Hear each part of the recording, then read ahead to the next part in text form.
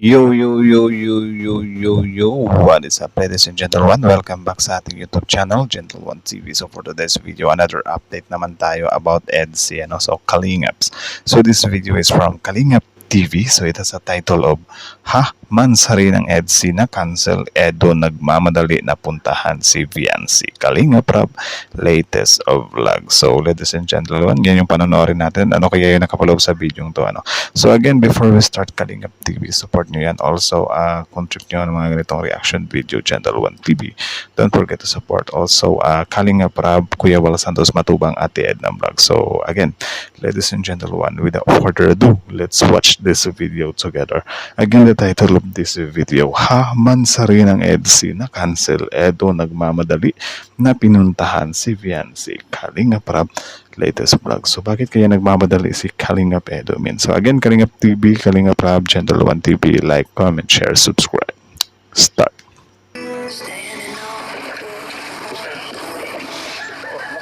Grabe, bumaba sa sasakyan.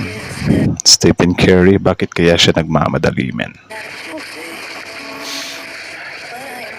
Hala, anyari, bakit may ganito kina Viancy?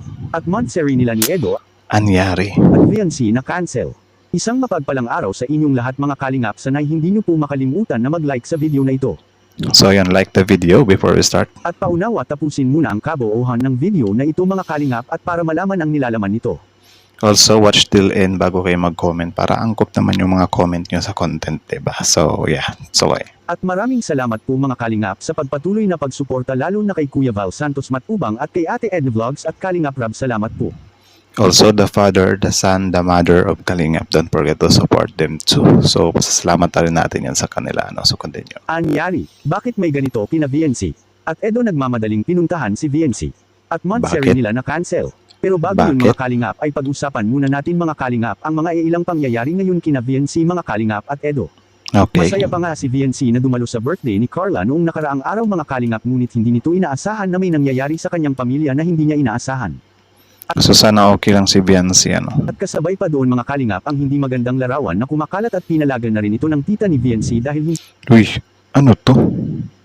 Don't tell me ano to, AI generated. Yung viral ngayon, may na dalawang picture or kahit isang picture lang kapag ka magkatabi yung dalawang tao, pwede silang mag-kiss. Grabe na talaga tong AI, oh. Kasi kung mapapansin mo, men, nung nagkikiss na sila, yung mukha ng lalaki, parang hindi na si Kalingap Edo, di ba? Malayo na. Si Beyonce medyo na-maintain yung face niya ng konti. Pero yung kay Edo, na iba na yung face, bali yung katawan na lang yung natira na si Kalingap Edo talaga, di ba? niya maganda ito dahil sa men or di edad pa nga si Viancy. Tama. Will may punto rin naman ito mga kalingap at hindi talaga ito dapat ginagawa nila dahil sa para na rin sa kapakanan ni Viancy at lalo na kay Kalingap Edo. Tama. Delikado ito para kay Kalingap Edo mga kalingap ang mga ganitong larawan na ginagawa nila dahil maaring gagamitin ito sa masama at gawing ebidensya malalagot si Kalingap Edo kapag ganun dahil sa si Viancy ay hindi pa nga ito nag-18 at min or di edad pa mga kalingap. Okay. So parang ano, pwede siyang pumasok sa ano, ano yung tawag ng ano, grooming ba yun? Na bata pa yung babae tapos yung lalaki nasa saktong edad na tapos parang ganyan, parang tinitake advantage, ano. Though sa ano naman kasi natin, men, 'di ba, kapag parang sa mga normal or sa probinsya lang, parang wala tayong paki sa mga ganitong ano, 'di ba, pero nakasaad kasi ito sa batas na as long as minor yung babae or lalaki, hindi siya pwedeng i-pair up sa mga, matured na mga kapares. Kasi syempre parang ano ano ba yung ano? Teka lang, na mental block ako parang ganun nga, parang grooming, or correct me if I'm wrong na lang. So parang ganun yung labas ba? Continue. Alam naman nating lahat na kahit si Kalingap Edo ay hindi niya gusto ang ganitong pangyayari na may ganitong mangyayari sa kanila ni Viancy ngayon. Tama. At dahil dun hindi na napigilan ng tita ni Viancy mga kalingap na makikiusap na i-delete na ang ganung larawan at baka may mapapahamak pa or mababash ng dahil sa larawan na iyon mga kalingap. Tama. At samantala hindi So yun, ito yung tita niya. Magandang gabi po sa inyo. Nakikiusap po ako sa nag-edit nito. Alam kong uso po ang ganyan. Tama, uso nga talaga to ngayon, men. Actually, may free trial ata to . So, alam kong uso po ang ganyan. Kaso sa mata po ng iba at sa mga tao di alam ang ganyang edit, pangit po ang dating sa kanila. Pakiusap, pakidelete po, di ba? Parang paano na lang kapag ano siya, natapat siya dun sa mga basher na mga walang alam na mayroon palang mga ganitong editing apps, di ba? So maniniwala sila dun. Biglang magko-comment yung mga basher na yun, ganyan, ganto, bakit ginaganyan, bata pa yan. So parang for awareness na rin to, ano. So tuloy. Suba't akalain natin na sa kabila ng pagdalo ni VNC sa birthday celebration ni Carla ay may kaakibat pala itong problema na dinadala si VNC, mga kalingap. Naku, Hindi mo kasi makikita sa kanya na si VNC ay may problema pala sa kanilang pamilya dahil may nangyayari kasi sa kanyang uncle, kapatid ng tatay ni VNC, mga kalingap, at kaya may at ano yan? nakaburol ngayon kina VNC. Kami po ay Okay, nagburol pala. So, condolence nga pala sa family ni Biancy, ano. nakikiramay po sa pamilya Batalero at kay VNC sa kanyang tito na pumanaw. Naway hindi po Condolence. natin bibigyan si VNC ngayon ng maaring ikaka-stress nito dahil nasa paglalamay at pagluluksa pa ngayon sila VNC at ang buong pamilya nito, mga kalingap.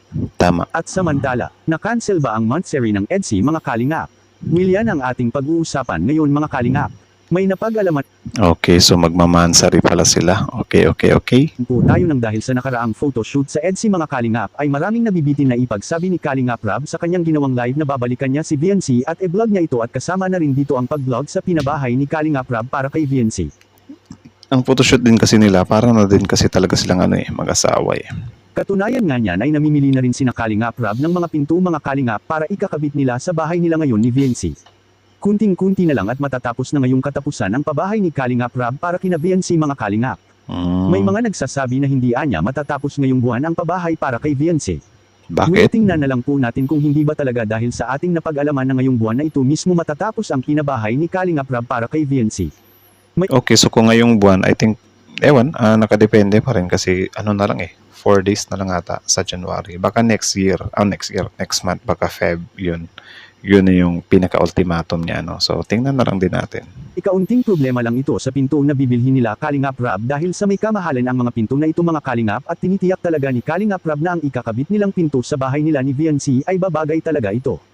Sana magawan ito ng paraan, mga kalingap, at para na rin matatapos na talaga at may mga pinto na ang bahay nila ni VNC.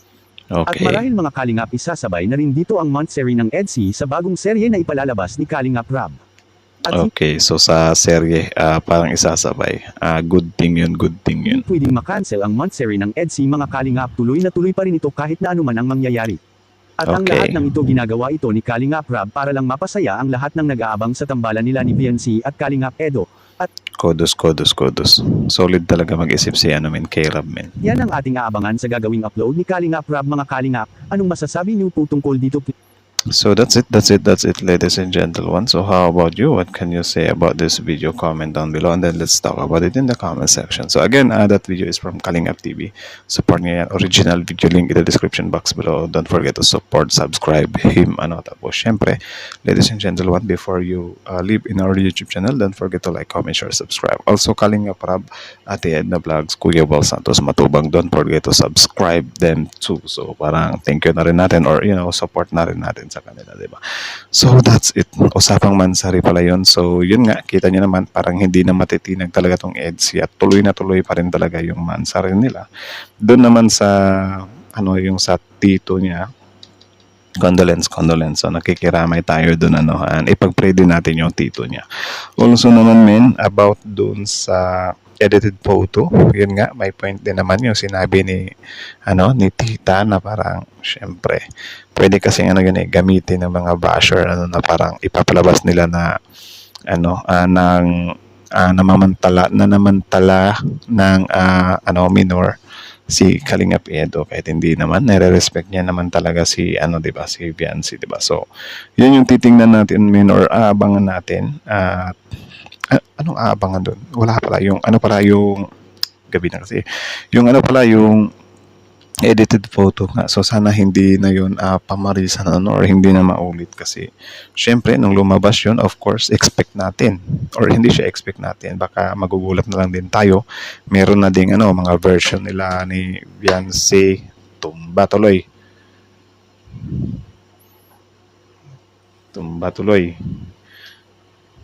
Merong version nila ni Beyonce.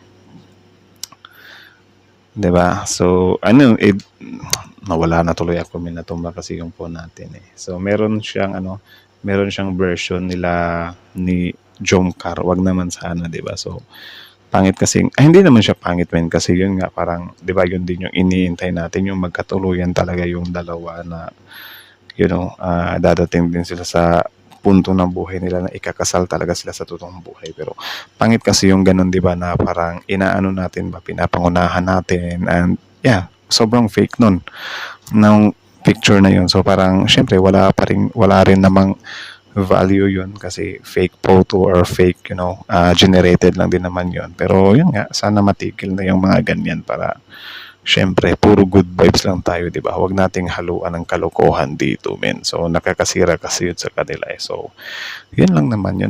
So again, that video is from Kalingap TV. So support nyo yan. Tapos syempre, Gentle One TV, Kalingap Rab, then Kuya Bal Santos Matubang also at the end of the vlog. So that's it, ladies and gentlemen. Thank you so much for watching. Gentle One TV is out. Like, comment, share, subscribe.